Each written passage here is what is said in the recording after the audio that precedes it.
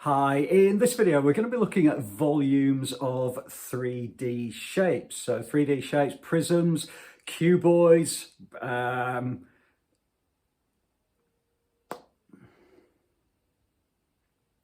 Hi, in this particular video we're going to be looking at volumes of 3D shapes. So 3D shapes can be called cuboids or prisms or something like that. Please do stop the video, have a go at each of the questions, compare your solutions. If you do need any help, always add a comment below. I'll always come back to you, and I look forward to seeing you inside the next video.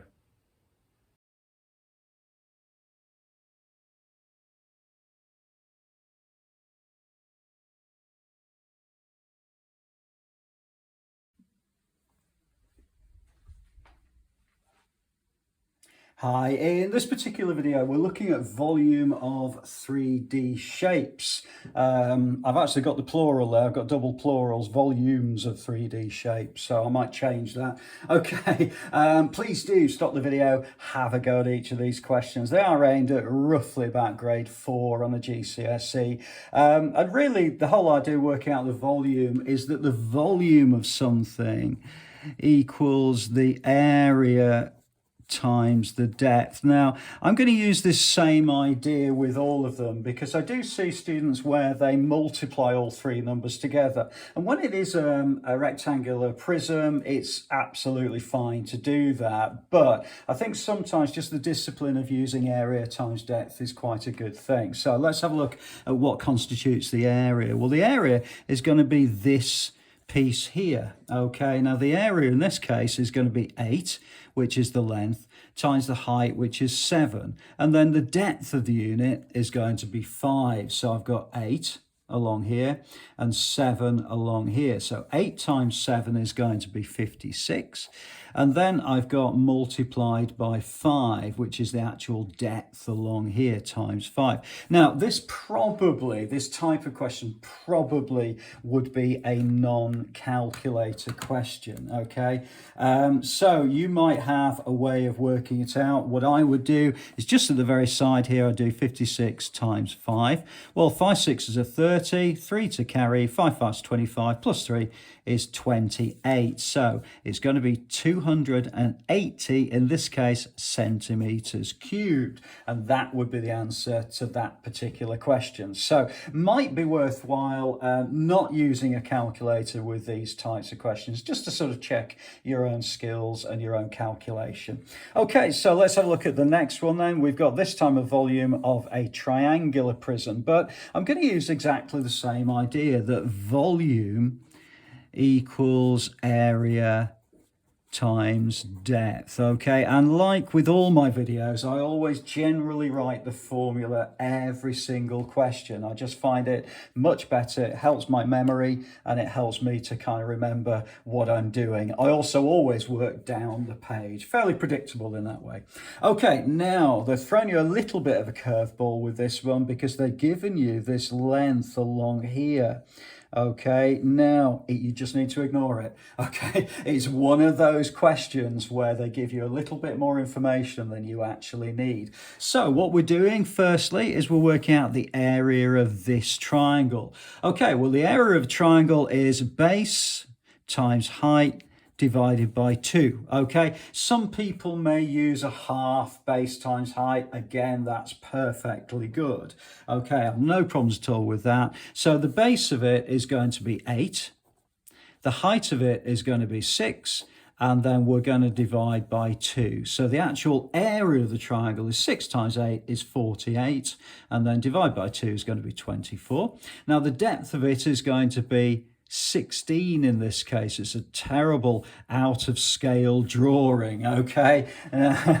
But again, what you would need to do is probably just do this as a long multiplication. And again, at the side, 24 times 16. So let's have a look at the unit. 6 times 4 is 24. 2 to carry, 6 2s are 12, plus 2 is going to be 14. Okay, I've finished with the 6. I'm going to work with the tens column here, put a 0 in the ones or the units. 1 times 4 is 4, and 2 there, so I get 4, 8, 3. Okay, so the answer to my particular question is 384, and again, centimeters cubed, and that would be the answer to that particular question. Okay, so let's have a look then at the final question on volume of 3D shapes. Okay, so in this particular one, okay, I've got now a trapezium. Okay, but again, I'm going to use exactly the same principle, that volume equals area times depth. Now, there is a bit of a difficulty with area of a trapezium, so you can do it two ways. There is actually a formula which I'm going to use, which is a half A plus B times H. Okay, so bit of a long formula, but it's actually surprisingly useful, particularly if you're going to be going to higher level maths. You'll find that the area of a trapezium for some reason seems to come up quite a bit. Okay, and we'll use this particular formula. However, for some students, you may prefer to break it down. Remember, we're working out this area here, so you may prefer to break it down into its composite shape, and you've got 6 times 9, which is this rectangle, and then you've got this triangle here.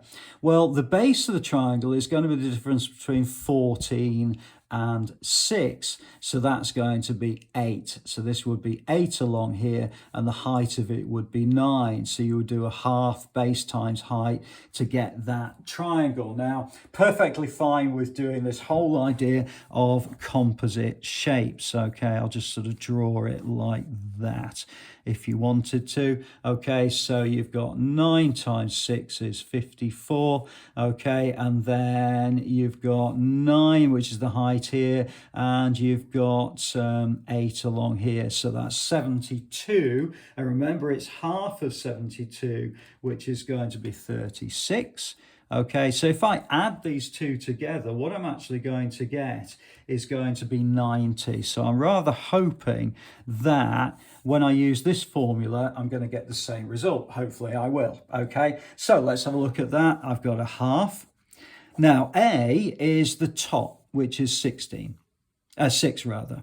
B is the bottom, which is 14. Okay, so A is 6 and B is 14, and H in this particular case is the perpendicular height, which is 9. Okay, so let's have a look at that then. I'm going to do the brackets first. 6 plus 4 is 20, and then times 9. Well, that's going to be a half of 20 is going to be 10, and 10 times 9 is going to be 90. Phew, so I've actually got exactly the same result as if I'd have done it as a composite shape. Okay, it's up to you entirely. If you don't remember the formula, just use the composite. It's perfectly fine. But don't forget, we are working out the the volume, so therefore we've got to multiply by the depth. So for each of these, we have to multiply by 20. Okay, right, don't forget it's the depth, which is this 20 along here. So that's going to give us a volume of 9 times 2 is going to be 18. 2 zeros at the end of it, that's 1800 centimeters cubed, and that would be the answer to that particular question. Similarly, if I multiplied this by 20, I would get 1800 centimeters cubed. Okay, I hope that's been useful to you. Please do add a comment below if you're not sure about anything. Add a like to the video, it's always appreciated, and I'll look forward to seeing you inside the next video.